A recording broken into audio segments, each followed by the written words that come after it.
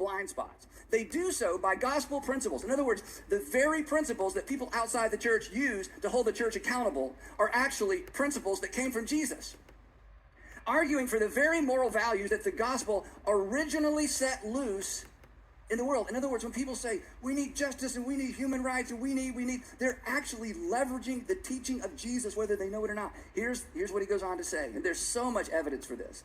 I've shared some of that with you before. He writes, human rights, civil rights, women's rights, minority rights, gay rights, disability rights, animal rights. The success of these modern movements, these are all modern movements. The success of these modern movements reflect a widespread empathy for the oppressed that has no precedent in the ancient world.